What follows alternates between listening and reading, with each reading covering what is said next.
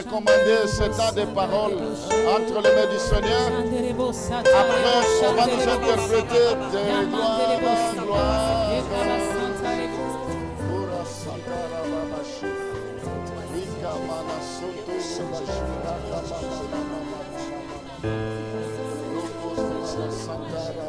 Alléluia. Seigneur, nous voulons prier pour te recommander ce temps de parole entre tes mains. Alléluia.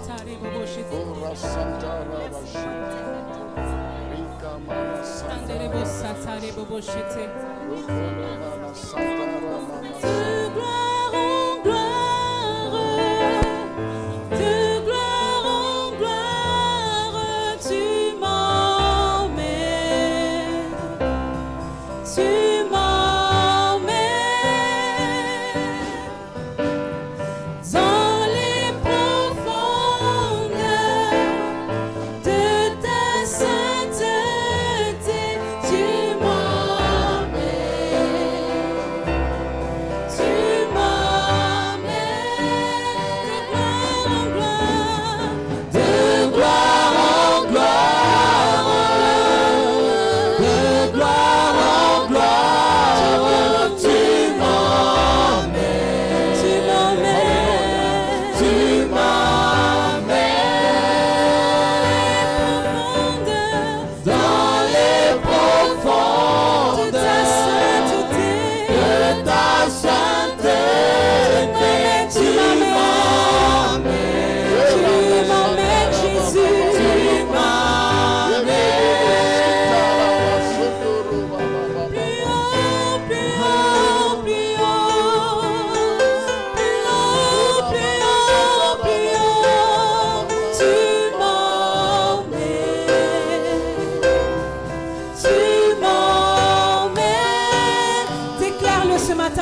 plus haut, plus haut, plus haut, plus haut, plus haut, plus haut, plus haut, plus haut. Tu m'emmènes, Seigneur. Tu m'emmènes plus loin, plus loin, plus loin, plus loin, plus loin, plus loin. Tu m'emmènes, Seigneur. Tu m'emmènes de gloire en gloire, de gloire en gloire. Tu m'emmènes sur les profondeurs. Tu m'emmènes. Emmène-moi, Seigneur. Emmène-moi, Seigneur. J'ai besoin de toi. Tu m'emmènes. Tu m'emmènes. Emmène-moi, Seigneur. Ce matin, je crie à toi. Emmène-moi, Seigneur. J'ai besoin de toi. Tu m'emmènes.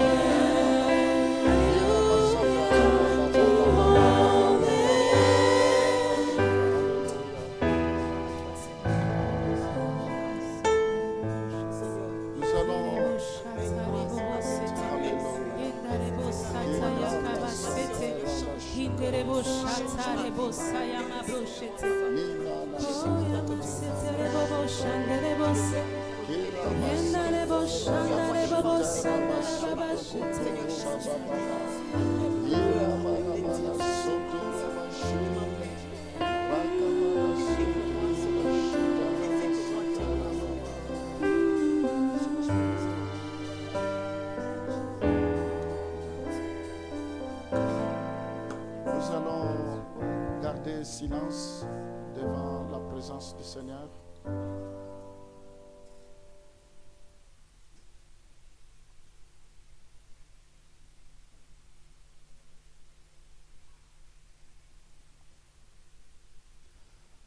Seigneur, nous voulons te dire merci.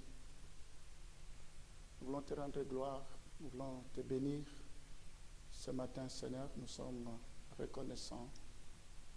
Nous voulons te recommander ce temps de parole.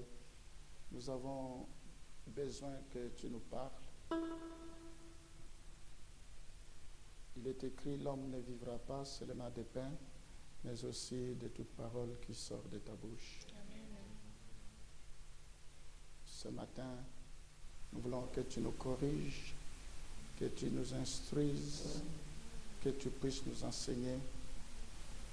Nous voulons te laisser la première place, Jésus, que tu croisses et que nous puissions diminuer.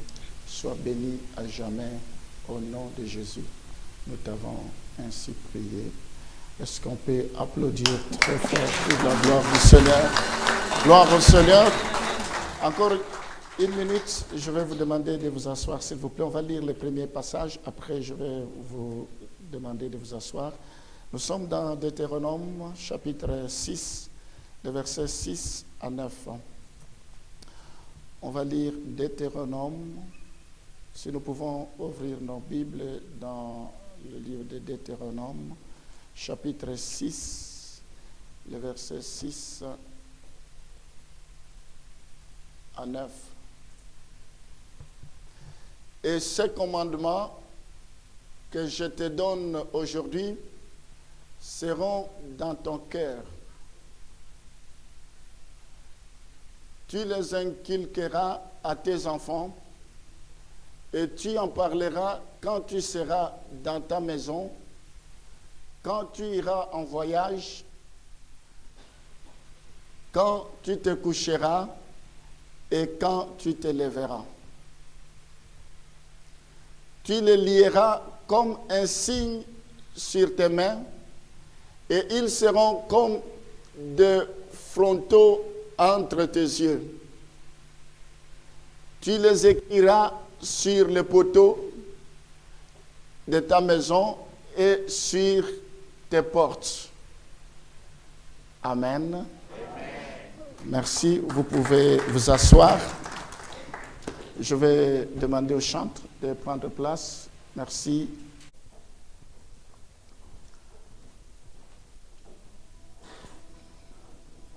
Je vais vous inviter à me prêter votre attention.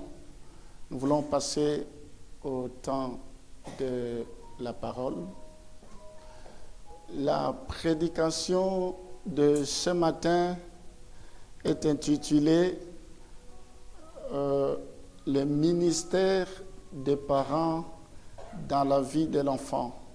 Ce matin, je vais saisir l'opportunité de la fête des pères pour leur dire ce qu'ils doivent faire auprès de leurs enfants, les ministères qu'ils ont dans la vie de leurs enfants. Chers parents, nous avons une grande responsabilité et aujourd'hui, par la grâce de Dieu, je vais essayer d'aborder ce thème. Je vais le faire en deux parties. Aujourd'hui, c'est la première partie et le dimanche prochain, nous allons continuer avec la deuxième partie. Vous savez, l'éducation des enfants est un privilège merveilleux et une énorme responsabilité. Quand Dieu a créé l'homme et la femme, il a dit « multipliez-vous, remplissez la terre ». Et nous avons, en tant que des parents, nous avons une responsabilité par rapport à nos enfants. Chaque parent a une occasion unique, une occasion à ne pas rater, une occasion spéciale de façonner et de former la vie de l'enfant. Ce sont des occasions uniques, des occasions à ne pas rater que Dieu nous donne. Ce sont des occasions, des fois, qui ne reviennent plus dans la vie. Qu'est-ce que nous faisons de ces opportunités que Dieu nous donne pour former nos enfants? Chaque enfant a une capacité de bien tourner, tout comme de mal tourner. Chaque enfant peut s'écarter du vrai chemin, peut s'éloigner du vrai chemin, tout comme il peut retrouver le bon chemin. Et il faut que nous le sachions, que nous avons de grandes responsabilités vis-à-vis de nos enfants. Le ministère des parents que j'aimerais aborder ce matin avec vous est la plus forte influente sur les choix que l'enfant fait. Notre intervention, notre apport en tant que des parents influence beaucoup les enfants par rapport à leurs choix futurs. Voilà pourquoi nous ne devons pas le prendre à la légère. Je suis conscient que ils peuvent aussi subir également l'influence des enseignants qui sont à leur disposition. Nous avons des enseignantes, des enseignants parmi nous, ils savent ce que je dis. Ça nous est déjà tous arrivé de passer par le banc de l'école. Nous savons quelle influence, qu'est-ce qu'ils apportent qui est louable pour nos enfants. Nos enfants peuvent subir l'influence des membres de famille, ils peuvent subir l'influence des amis, sans pour autant citer les médias, ainsi de suite. Cela peut impacter ou peut avoir de l'impact sur leur caractère. Mais laissez-moi vous dire que personne n'est aussi influent que maman, que papa, que tu es, par rapport à nos enfants. Personne n'est aussi beaucoup plus influent que papa, que maman. Cette exhortation nous permettra d'identifier des bases qui nous aideront en tant que parents dans le ministère que nous devons exercer auprès de nos enfants.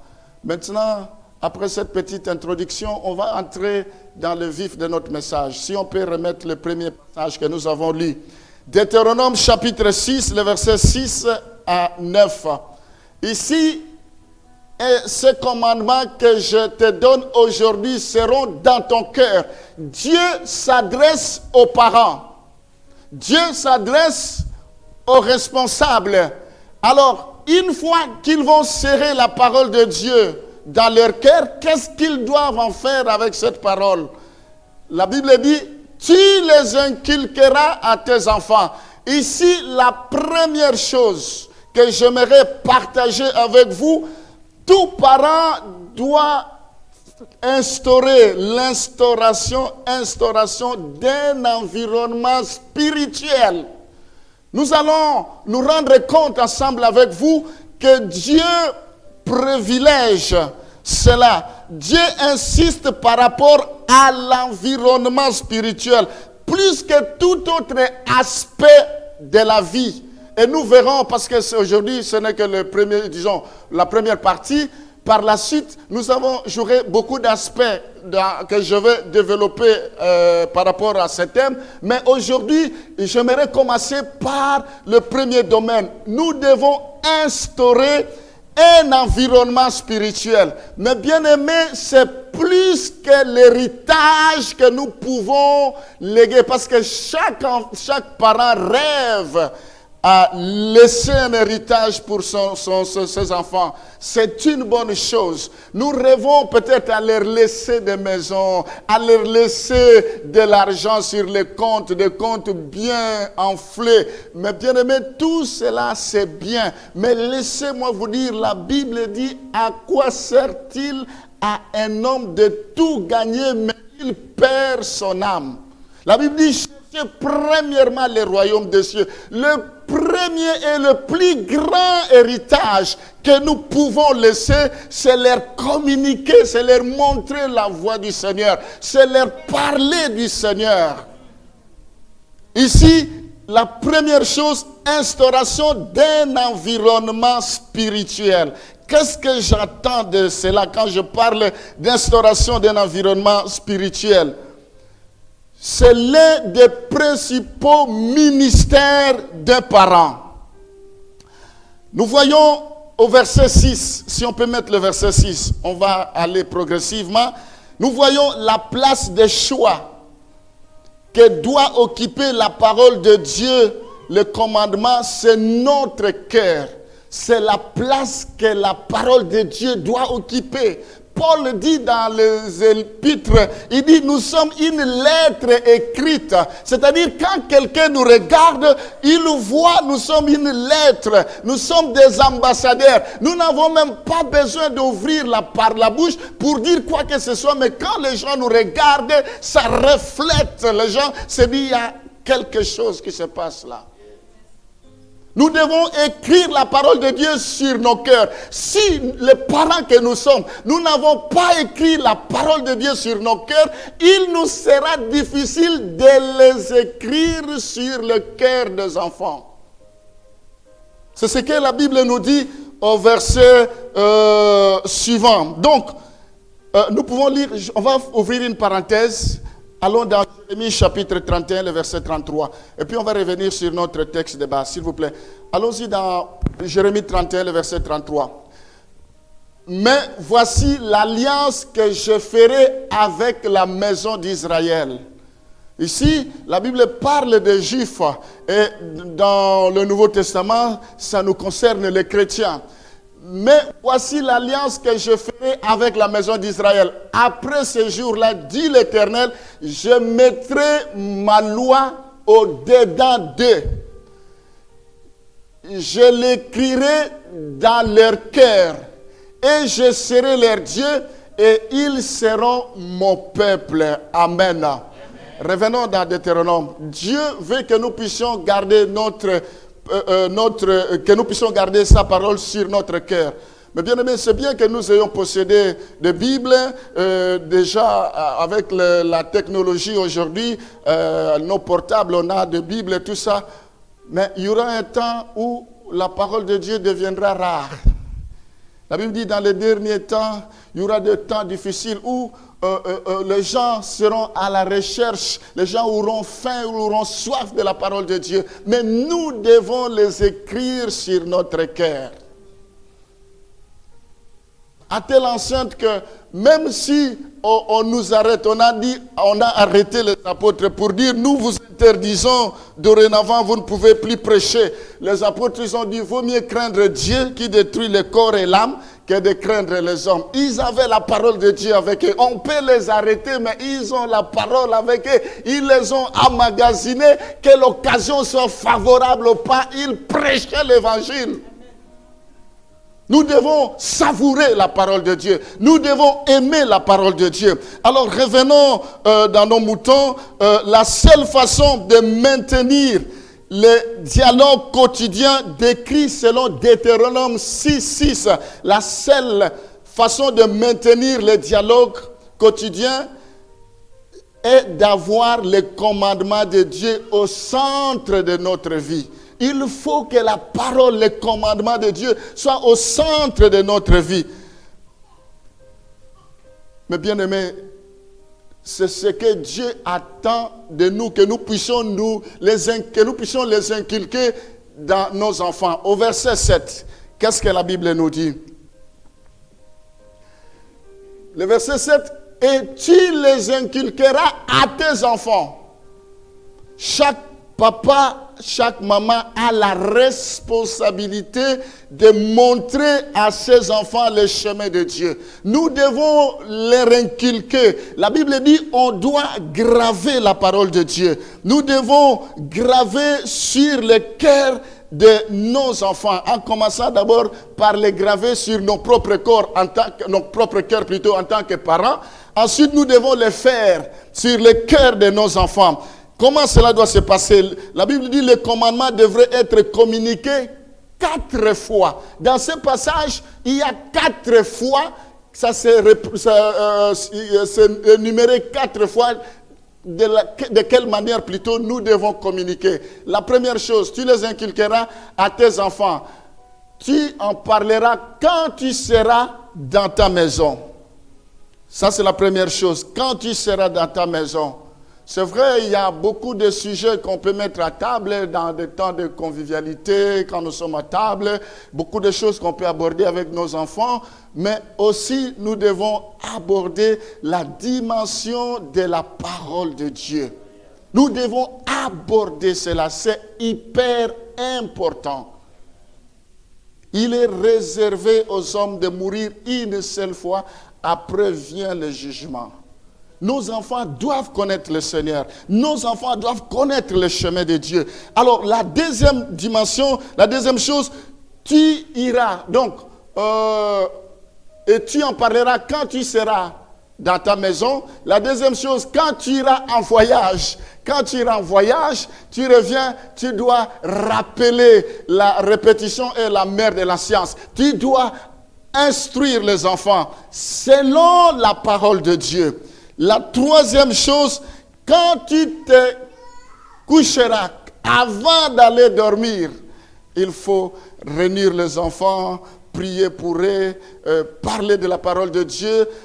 La dernière chose, quand tu te lèveras,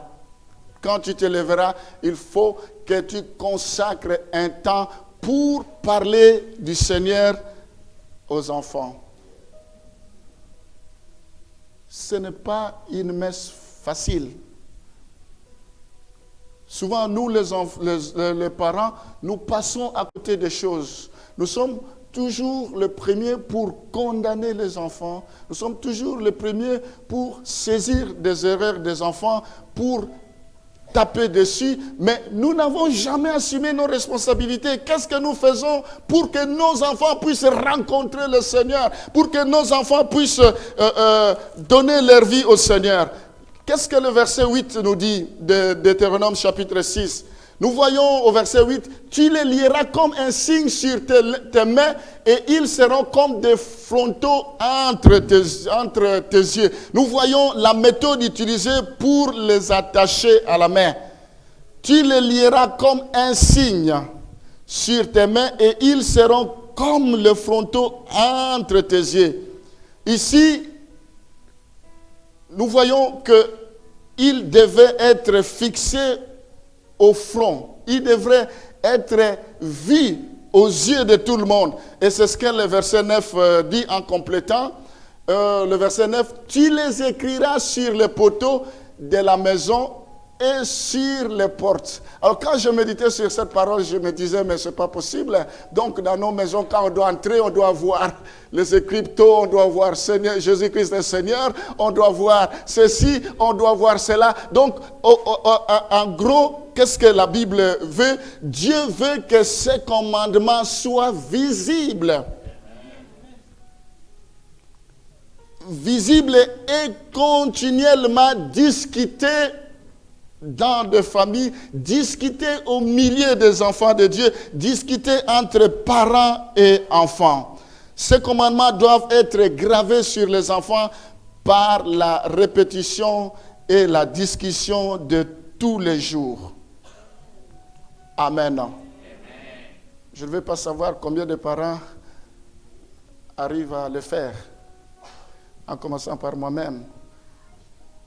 Ça nous arrive au passage de temps en temps, mais Dieu insiste pour que nos enfants puissent le connaître. Et nous verrons un peu plus loin pourquoi Dieu insiste. Il y a un verset parallèle, Deutéronome chapitre 11, le verset 18 à 21. On peut jeter un coup d'œil dans ce passage aussi. Deutéronome chapitre 11, le verset 18 à 21. Mettez dans votre cœur et dans votre âme ces paroles que je vous dis.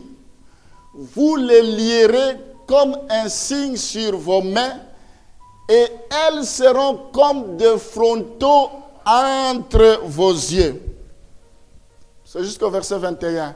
Vous les enseignerez à vos enfants et vous leur en parlerez quand tu seras dans ta maison, quand tu iras en voyage, quand tu te coucheras et quand tu te lèveras.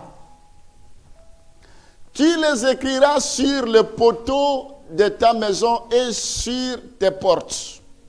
Le verset 21, c'est le verset qui m'intéresse.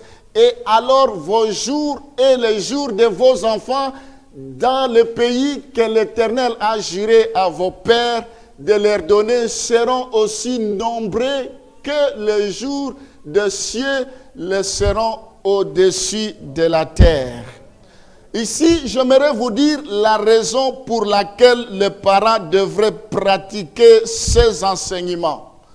C'est pour que d'abord les jours des parents ainsi que les jours de nos enfants que Dieu a juré à leur donner puissent être nombreux. Tu veux que tes enfants vivent longtemps? Voilà le secret. La Bible dit, si Dieu est pour moi, qui sera contre moi? Aucun sorcier n'a le pouvoir d'écourter la vie de tes enfants. Aucune personne n'a le pouvoir d'arrêter ou de détourner la destinée de tes enfants. Aussi longtemps que tu recommandes tes enfants entre les mains de Dieu, aussi longtemps que tu fais de ton mieux pour que tes enfants marchent sur les chemins de Dieu. David dit, l'Éternel est mon berger, je ne manquerai de rien. Il me fait reposer vers les verts pâturages. Il me conduit vers les verts pâturages, vers les eaux paisibles. Il restaure mon âme. Il dresse en face de mes adversaires, une table en face de mes adversaires. Le bonheur et la grâce m'accompagneront tous les jours jusqu'à la fin de mes jours. Merci. Amen. Voilà ce que Dieu attend. Qu'est-ce que nous faisons de nos enfants? Nous les négligeons, peut-être nous disons, non, non, ce n'est pas encore le moment. Non, non, le temps viendra. Non, non. C'est maintenant ou jamais. Dieu insiste, mes bien-aimés. Le ministère de parents est de prévoir et protéger les enfants. Mais ici, je ne parle pas de la dimension de prévoir et de protéger. Je vais aborder quelques aspects et je continuerai d'autres aspects après. Donc, la première chose, c'est l'instauration d'un environnement spirituel. Nous avons laissé cela seulement à papa ou nous avons laissé cela à maman. Non, c'est la responsabilité des parents, de papa et de maman. Nous devons créer une atmosphère du royaume des cieux.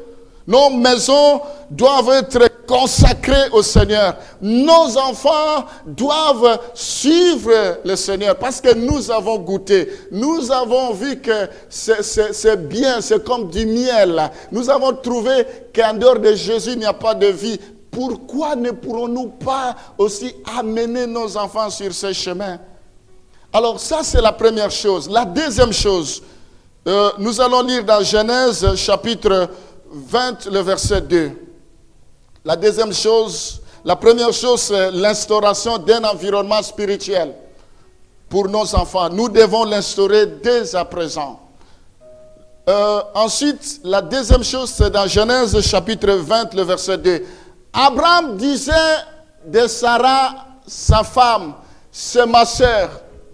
Abimelech, roi de Guérar, fit enlever Sarah.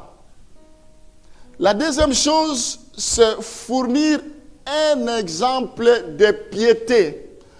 Parents que nous sommes, nous devons être des modèles de piété, des modèles de sainteté, des modèles d'une vie de consécration. Je vais vous expliquer pourquoi. Les enfants sont des imitateurs. Ils apprennent en observant les choses qu'ils voient de leurs parents quand ils observent et ils sont prêts à pouvoir les imiter. Nous allons voir ce qui est arrivé dans la vie d'Abraham. Ils imitent à la fois des bonnes choses tout comme des mauvaises choses. Abraham était marié à Sarah. À côté d'Abraham, il y avait son fils Isaac. Et Abraham, quand le roi Abimelech a convoité la femme d'Abraham, et pour qu'Abraham puisse se défendre, pour qu'Abraham ne puisse pas avoir de problème avec le roi, il a menti. Il a dit que c'est ma sœur. En réalité, c'était une demi-vérité parce que s'ils avaient des liens, c'était sa sœur. Mais c'était aussi sa femme. Qu'est-ce qui s'est passé? En disant cela, dans Genèse 27, le verset 7, Genèse 26, le verset 7, on était dans Genèse 20, le verset 2, nous avons vu Abraham, comment il présente sa femme. Et maintenant, dans Genèse 26, le verset 7, il s'agit de son fils qui est Isaac. Comment il présente sa femme Rebecca. Lorsque les gens du lieu faisaient des questions sur sa femme, il disait c'est ma sœur, car il craignait en disant ma femme que les gens du lieu ne la tuassent parce que Rebecca était belle de figure. La première dame c'était Sarah, c'était la femme d'Abraham. La deuxième c'est Rebecca, la femme d'Isaac. Ce n'est pas que quand Abraham était en train de dire cela, il voulait induire son fils en erreur. Il le faisait sciemment, mais son fils a capté, il a entendu. Oui, mes bien-aimés, tous les gestes et faits, tout notre comportement, les enfants observent. Ils regardent. Nous voyons aussi comment Isaac a reproduit la même chose. Dans une situation similaire, il a reproduit exactement ce que son père avait fait. Qu'est-ce que je vais vous dire par là? Tout ce qu'un parent fait est un exemple pour l'enfant. L'imitation est sous-produit d'une étroite interaction familiale. Nous devons fournir un exemple de piété nécessaire. Une vie pieuse, c'est une option. Souvent, la plupart des enfants qui sont devenus ivrognes, mais ils ont vu de leurs parents, tous les jours, papa rentre titubé, papa rentre, il ne sait pas marcher, l'enfant vit ça tous les jours, et finalement, l'enfant va se plonger dans l'alcool. Il n'y a pas que ça comme exemple. Mais bien aimés, nous devons savoir quel message nous communiquons à nos enfants. Quand les enfants assistent tous les jours aux disputes des parents, aux sautes humeurs des parents, tous les jours, mais ça influence, ça affecte les enfants, ils vont reproduire cela. Les enfants, les parents, ils ont divorcé, mais vous ne savez pas, je ne suis pas là pour parler de divorce. Il y a beaucoup de raisons qui peuvent faire ça, ce n'est pas mon sujet, mais j'aimerais ici attirer votre attention que nous devons faire attention. Si chaque fois nous devons manquer du respect à l'égard de papa ou à l'égard de maman, nous devons leur parler d'une certaine manière, nous devons les humilier, le manque d'attention. Les enfants sont observateurs, ils sont en train de regarder et ils vont reproduire cela. Nous devons être des modèles de piété. Lisons Josué chapitre 24, le verset 15. Josué chapitre 24, le verset 15. Et si vous ne trouvez pas bon de servir l'Éternel, choisissez aujourd'hui qui voulez-vous servir, ou le Dieu que servaient vos pères au-delà du fleuve, ou le Dieu des Amoréens dans le pays desquels vous habitez. Moi, c'est ce qui m'intéresse. Moi et ma maison, nous servirons l'Éternel. Moi et ma maison, nous servirons l'Éternel. Josué a fait le choix de servir l'Éternel. Lui, sa femme, ses enfants et toute la maison. Quel choix tu fais? Je suis arrivé ici en France en 2002. En 2004, Dieu nous a fait grâce de commencer un ministère. Alors, pendant que je prêchais, le Saint-Esprit m'a parlé d'une dame. Je l'observais. À l'époque, on louait sur Alcazar, la rue Alcazar à Fiva. Le Saint-Esprit m'a parlé sur une dame. Et cette dame était fidèle. Elle venait et elle avait des enfants. Je savais qu'elle avait des enfants qui étaient encore mineurs, mais c'était des grands enfants. Et j'ai abordé cette dame, je dis, madame, depuis quelque temps vous fréquentez l'église, c'est vraiment une bonne chose, c'est très encourageant, mais j'ai constaté que chaque fois que vous ne venez pas avec les enfants. Nous avons l'école de dimanche et ceux qui sont plus grands peuvent rester à l'église. Il m'a donné une réponse excellente. Il dit, pasteur, c'est vrai ce que vous dites, des fois ça me travaille de temps en temps, mais j'ai constaté que les enfants, tous les jours, le matin, ils vont à l'école. Tous les jours, ils vont à l'école, ils rentrent fatigués. Le matin, ils doivent se réveiller. Alors, les samedis, vraiment, le dimanche, c'est la grâce matinale. Ils sont fatigués. Je les laisse pour qu'ils se reposent parce qu'ils n'ont pas vraiment assez de temps dans la semaine. Je dis, ok, c'est une bonne réponse. Que Dieu soit loué. Quelque temps plus tard, cette dame me dit, pasteur, j'ai appris que mes enfants sont dans la drogue. J'ai appris que mes enfants, ils ont des fréquentations bizarres. Et quand elle a voulu maintenant dire aux enfants, les enfants, il faut que nous allions. Ah non, non, non, non, non, non, nous sommes libres, nous voulons faire ce que nous voulons ici. C'est trop tard. Parce que vous les avez tués très mal. Dieu ne va pas vous juger que vous êtes dans un pays de démocratie. Toutes les lois, même les lois qui ne sont pas bonnes, vous devez les accepter parce que vous étiez dans un pays de démocratie. C'est bien la démocratie, mais nous ne devons pas aller à l'encontre de la loi de Dieu. Qu'est-ce que je voulais vous dire par là? Mais bien aimé, c'était difficile pour cette dame C'est là que cette dame s'est réveillée pour dire, oh, si j'avais cru quand le pasteur m'avait interpellé. Mais pasteur, qu'est-ce qu'on peut mettre en place? J'ai dit, on va prier, mais ça ne dépend pas de nous. Ça dépend de Dieu. Tous les jours, vous venez, vous laissez vos enfants à la maison. Quand il y aura un problème, pasteur, les enfants, ça ne va pas. Mais les enfants ont besoin d'écouter la parole. Nous avons une école de coding pour les enfants, des enseignements adaptés à leur âge, des personnes qui sont professionnelles, des personnes qui sont formées par rapport à ça et qui adaptent. Nous devons les enseigner. Vous laissez vos enfants à la maison, vous savez ce qui se passe.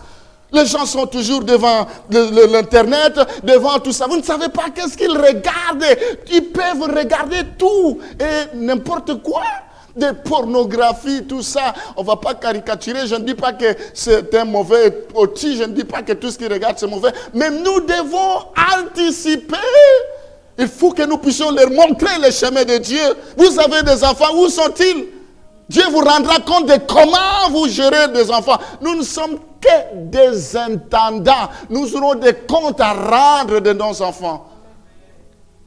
Il y a même des parents qui ont donné naissance aux enfants, mais ont nié la paternité des enfants, n'ont pas reconnu ces enfants. Il y a des familles qui ont mis leurs enfants dehors. Allez, partez! Sortez de ma maison, fini, ne venez plus. Vous n'êtes plus mon enfant, vous ne m'appartenez plus. Ce n'est pas possible, mes soeurs, mes bien-aimés.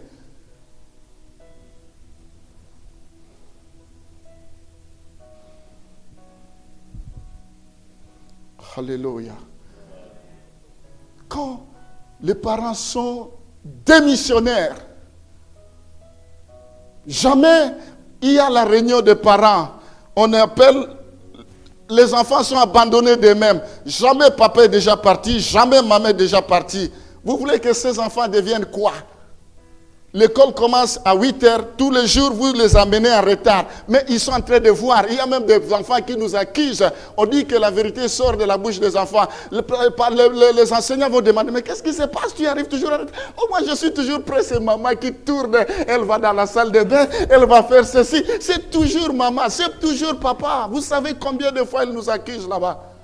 Vous êtes en train de les inculquer l'esprit de retard. Et quand ils vont grandir, quand ils vont travailler, ils seront des grands retardataires en tout et pour tout. Ça ne vient pas d'aujourd'hui, ça vient de très loin. Tu es responsable de cela. Il faut que tu apprennes, mes bien-aimés. Non. Si les enfants observent, maman ne donne jamais les offrandes. Maman, il est toujours en train de critiquer son église. Maman, elle est toujours en train de critiquer les gens. Mais ces enfants vont devenir des calomniateurs. Ils vont devenir, je ne sais pas. Voilà ce que nous sommes en train de communiquer dans nos enfants. Qu'est-ce que vous communiquez? C'est ça l'héritage que vous voulez laisser à vos enfants? Si les enfants voient l'honnêteté des parents, si les enfants voient la bonté des parents, la générosité, ils vont imiter cela. Ils vont imiter, arrêtons de frustrer les enfants tout le temps. J'ai beaucoup de choses, mais ça vient progressivement. Le dimanche d'après, puis le dimanche trois dimanches, il faut que je parle bien. Pour que je vous parle bien. Nous devons fournir des exemples de piété. On va lire un autre passage parmi tant d'autres. J'ai déjà donné quelques passages, mais je crois que je vais m'arrêter pour aujourd'hui ici. On va lire Proverbes chapitre 22, le verset 6. Ce n'est pas nos enfants de nous tirer au bout du nez. Nous ne devons pas laisser nos enfants prendre le dessus. Non. Et ce n'est pas de la même manière que nous devons éduquer nos enfants. Ce qui est valable pour l'un n'est pas forcément valable pour l'autre. Des ados, nous ne devons pas les sensibiliser, discuter avec eux de la même manière que les plus petits. Non. Lisons ce passage. Proverbe 22, le verset 6. Instruis l'enfant selon la voie qu'il doit suivre. Selon la voie qu'il doit suivre. Et quand il sera vieux, il ne s'en détournera pas. La Bible dit, instruis l'enfant selon la voie qu'il doit suivre. Et quand il sera vieux, il ne s'en détournera pas.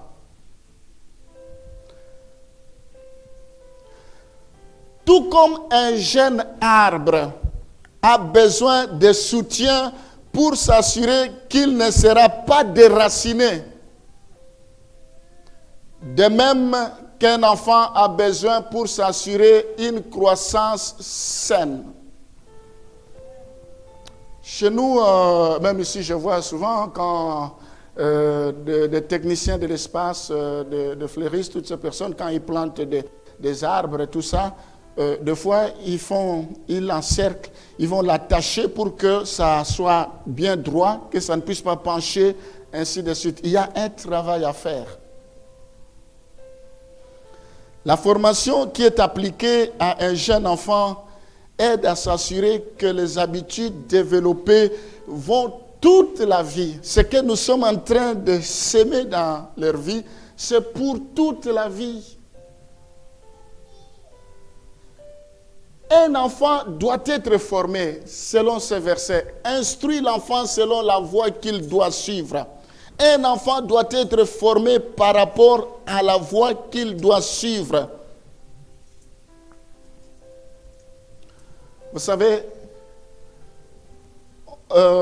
mon père me disait, parlait toujours de l'éducation de base.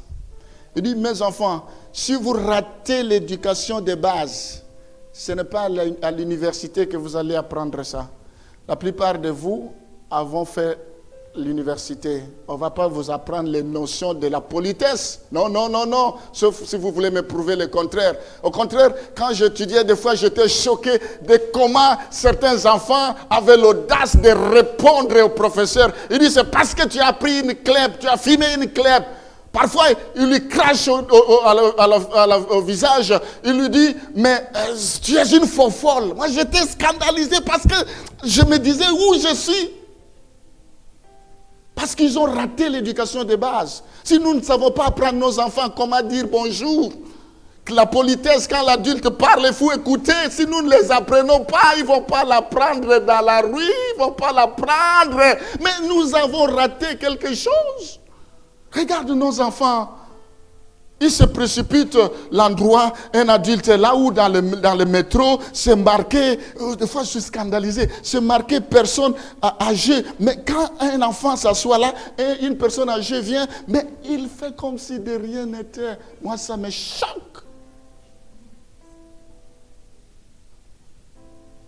Comment éduquons-nous nos enfants? Nous sommes prêts toujours à les défendre quand ils font des erreurs, quand ils font... Mais est-ce que nous avons déjà eu le temps de pouvoir les éduquer? Nous avons une lourde responsabilité de les éduquer dès le bas âge.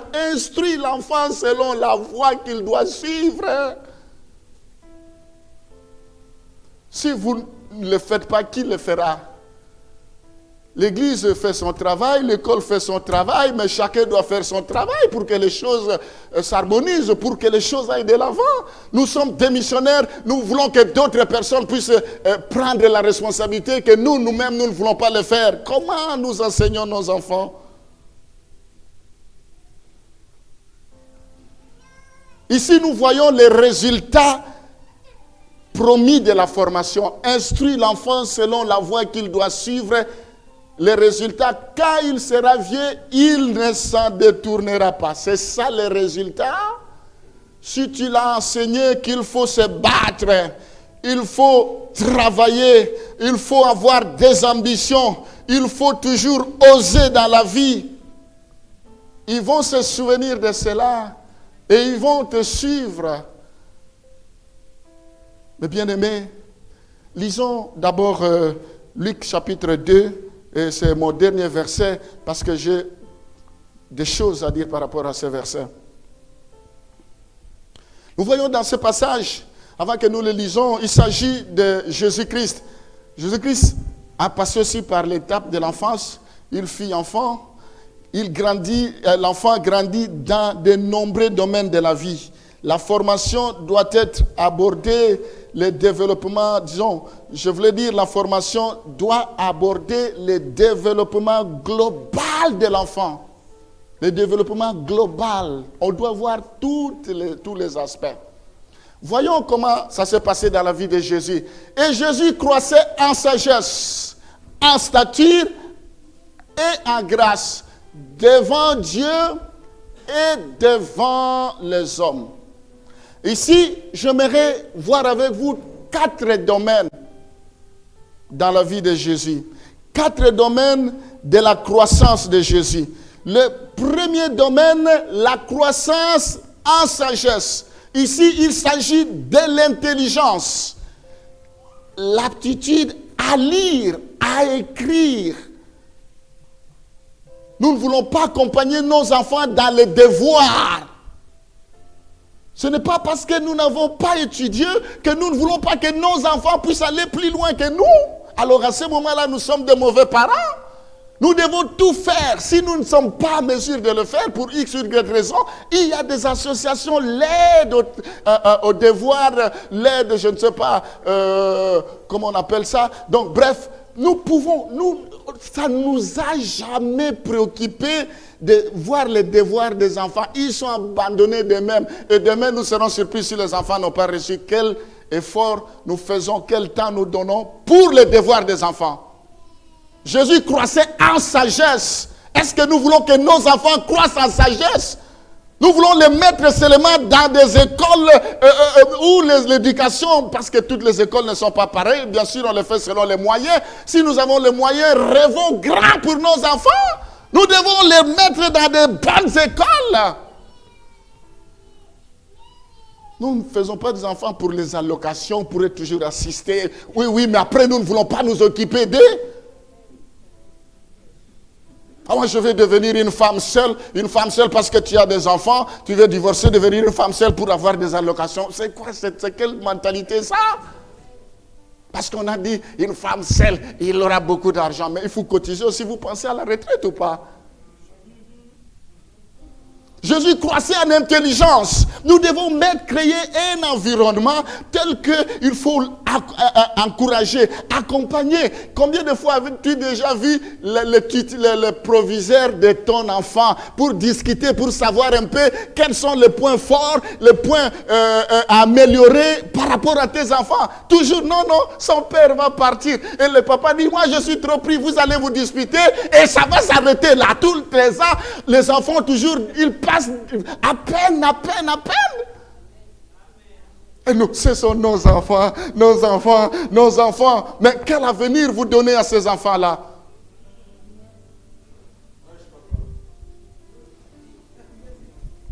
La croissance en sagesse, la capacité de raisonner, de penser clair. Nous devons aider nos enfants à gagner leur vie. Nous voulons tout faire à leur place, de gros bébés, de bébés gâtés. Nous les gâtons tellement, nous sommes en train de leur rendre un mauvais service, comme si c'est nous qui devons tout faire à leur place, alors que nous ne pensons pas que nous allons passer et ces enfants seront affrontés à des réalités. Nous voulons tout faire à leur place. Continuons. Un temps viendra où tu ne seras pas là. Qu'est-ce qu'ils deviendront? Les enfants que nous avons aujourd'hui, je suis désolé de vous le dire, ils ne savent pas préparer. C'est toujours vite fait à la que tout ça, ils ne savent pas préparer, ils connaissent rien. On ne se préoccupe pas de les enseigner. Maman fait asseoir l'enfant, je suis désolé, l'enfant grandit à un certain âge de la puberté ou dans l'adolescence, il y a le développement de son corps sur le plan physique. Mais il faut discuter, il ne faut pas que l'enfant prenne toujours à l'extérieur. Il n'y a pas de tabou. Vous laissez les enfants se débrouiller comme ça. Et quand ils vont faire des erreurs, mais tu vois quoi? Qu'est-ce que tu as fait pour moi, papa? Maman, qu'est-ce que tu as fait pour moi?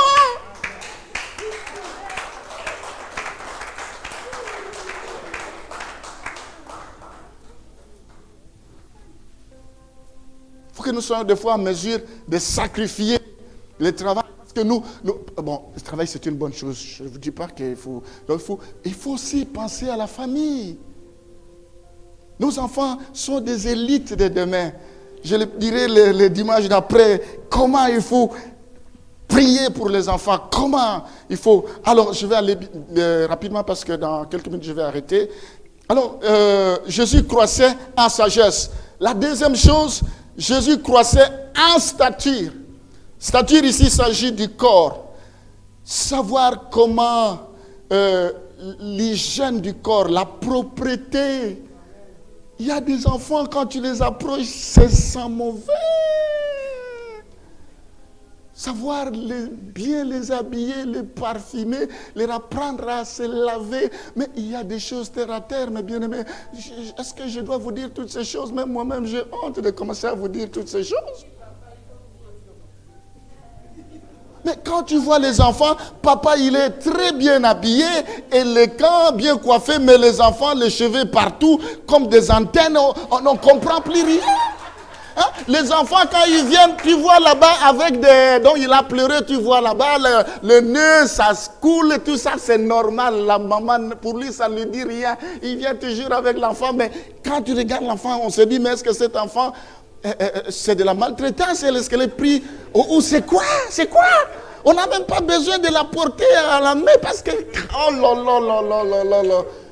Et ça, c'est la faute de nous, les papas, nous, les mamans. Si nous n'enseignons pas les enfants qu'il ne faut pas piquer, de pickpocket, passer par là, mais ils vont se faire des scandales ici, ils vont aller piquer des choses. Quelqu'un laisse quelque chose, ça disparaît. Mais comment ça, dans la maison de Dieu? C'est parce que vous, les mamans, donc vous allez le faire, ils voient, c'est ce qu'ils vous voient, vous.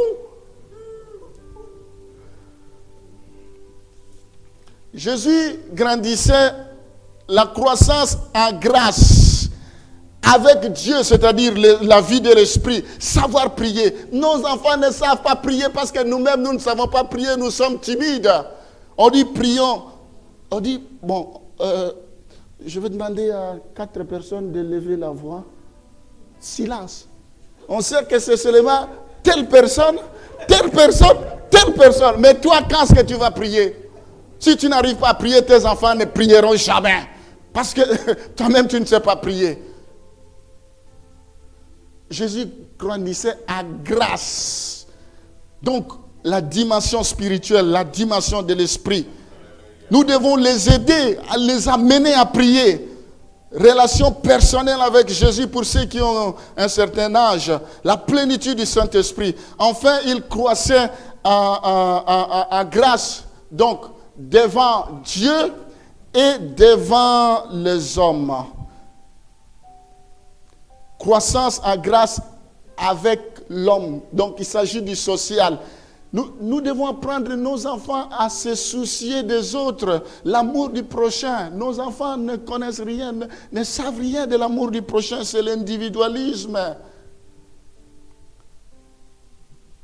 Mais bien aimé, chaque enfant est différent. C'est à nous de demander la grâce, la faveur de Dieu, de comment nous devons les amener sur le chemin de Dieu. Ce matin, j'aimerais m'arrêter là. Parce que j'ai beaucoup de choses à dire. Mais je vous attends le dimanche prochain. Le dimanche prochain, je ne vais pas vous aménager. Parce qu'il y a des choses qui choquent.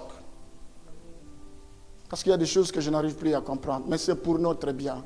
Nous avons un ministère. Tu ne te soucies pas de tes enfants. Qui va se soucier d'eux?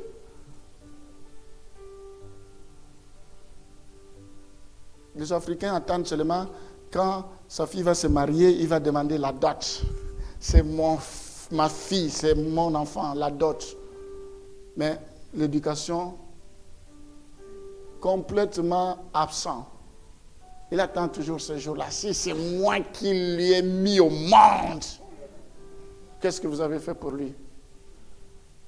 Vous savez, des fois Jésus disait des choses choquantes, il dit race de vipères. Vous savez, les serpents, quand il met bas, disons, après il les abandonne, c'est fini, chacun se débrouille seul dans la nature. Il y a des enfants qui se débrouillent seuls dans la nature. Des enfants à qui on ne donne pas l'attention, des enfants qui sont choqués, des enfants qui sont frustrés, des enfants qui sont abandonnés, des enfants qui ont des blessures intérieures. Chez nous, en République démocratique du Congo, on les appelle des enfants chègues, des enfants de la rue, que les parents ont abandonnés parce qu'ils sont des sorciers, soi-disant que les enfants sont des sorciers. Mais est-ce qu'on doit abandonner un enfant parce qu'il est sorcier? Je vais conclure mon enseignement. Donc, je parlais de la première chose, il faut établir un environnement de piété, et plutôt un environnement spirituel. Il faut commencer d'abord par le commencement. C'est ça la première chose. Il faut créer un environnement spirituel parce que c'est le spirituel qui gouverne toutes choses. Quand il y a la victoire sur le spirituel, ça va se répercuter sur le physique. Il faut fournir un exemple de piété. Commençons d'abord par être des modèles. Nous avons déjà donné un modèle de mariage à nos enfants parce qu'ils voient. Papa ne se parle jamais avec maman. S'il se parle, ça va en cacahuète, excusez-moi pour le terme. Il se dispute toujours. C'est toujours de l'étincelle, c'est du vinaigre, comme on dit. Mais déjà, nous sommes en train de préparer nos enfants, que vous aussi, comment vous allez traiter vos époux, comment vous allez traiter vos femmes. Nous devons savoir former nos enfants. Mais bien aimés, ce matin, je ne suis pas là pour vous condamner. Nous devons savoir nous remettre en cause. Tout le monde a le droit à l'erreur. Vous savez, en Allemagne, Berlin, la capitale, l'aéroport, la première fois, ce sont des sources sûres parce qu'il y a la personne qui m'a donné ces infos, elle était de la délégation. Quand ils voulaient inaugurer l'aéroport, ils se sont rendus compte qu'il y a eu quelques défauts et ils ont dit repousser. Mais aujourd'hui, l'aéroport existe. Pourtant, c'était fait par des experts. Et pourquoi je vais trop loin? Voyons ici à Roissy, en France, l'aéroport de Roissy. Vous savez qu'il y a un moment, il y a quelques années en arrière, il y a quelques parties qui s'étaient affaissées. Parce qu'il y avait des faux, mais c'était fait par les experts. Mais pourquoi je vais trop loin? Quand vous allez au bout de cette rue, en face du commissariat central, il y a une grande surface. Hier, je discutais avec un élu, il y a certains qui étaient là, et on l'a reçu un élu ici, c'est là qu'on l'avait reçu hier. Je me tais de citer son nom parce que je suis suivi. Je lui pose la question, mais je ne comprends pas. Un moment, on croyait que les travaux allaient se finir avant le confinement. Mais il dit, mais tu rigoles ou quoi? Je dis, qu'est-ce qu'il y a? Il dit, mais ça fait 3 fois qu'on a reporté l'inauguration parce qu'ils ont constaté qu'il y a des erreurs. Il dit, ah bon? Pourtant, c'était fait par des experts. Pourtant, il y a de l'argent là, il y a des enceintes là-bas, des sociétés, des magasins, tout ça. Mais ils le font retarder. Qu'est-ce que je vais vous dire par là? Tout le monde peut commettre des erreurs. Mais ce n'est pas parce qu'on a commis des erreurs qu'on va baisser les bras, qu'on va se dire c'est fini, c'est irrécupérable, c'est fini, je ne peux plus rien faire. Non, il faut prendre conscience et maintenant se mettre au travail. Peut-être nous n'avons pas été à la hauteur par rapport à nos enfants, mais est-ce que c'est l'occasion de dire, mais c'est déjà trop tard. Qu'est-ce qui est trop tard? Il est trop tard. Pour ceux qui disent qu'il est trop tard, avec Dieu, rien n'est trop tard. Mes enfants iront très loin. Mes enfants seront bénis. Mes enfants seront la tête et non la queue. Mes enfants, Dieu va les propulser. La Bible dit, si Dieu ouvre une porte, personne ne peut fermer. Nous voulons bénir nos enfants pour qu'ils soient grands, qu'ils soient des élites de demain. Tu vois toujours, il y a le racisme. C'est quoi ça, le racisme? Vous avez déjà vu qu'il n'y avait pas de racisme. Est-ce que c'est pour autant que nous devons baisser les bras? Arrêtons de nous cacher derrière les racistes, derrière les froids. Il fait froid, je ne vais pas aller travailler. Mais les enfants voient que papa est paresseux, il sait que dormir toute la journée. C'est ça ce que nous voulons enseigner à nos enfants. Je vous invite à vous lever pour ce matin. Priez pour clôturer le culte. Seigneur, je te recommande chacun de tes enfants. Ta parole nous a fait du bien. Nous voulons que cela puisse continuer à nous interpeller. Je prie, Seigneur, pour que tu puisses approuver des bonnes décisions que chacun de tes enfants prendront, que chacun de papa ou chacun de parents prendront, Seigneur. Je prie pour que tu les accompagnes. Tu es l'alpha et l'oméga, le commencement et la fin. Je bénis tous les enfants. Que toutes les initiatives soient les bienvenues pour nos enfants. Nous voulons que nos enfants réussissent. Nous croyons que nos enfants, c'est l'avenir de demain. Nous ne voulons pas avoir des enfants médiocres. Nous voulons l'excellence éternelle. Donne-nous des enfants pleins de force qui vont s'épanouir en sagesse, en stature, en grâce comme Jésus-Christ. Je déclare que ce dimanche est béni. Je prie pour que tous les parents soient protégés, que tous les couples soient bénis, soient épargnés. Que le bonheur et la grâce vous accompagnent tous les jours de votre vie. Soyez bénis au nom de Jésus. Nous avons ainsi prié. Amen.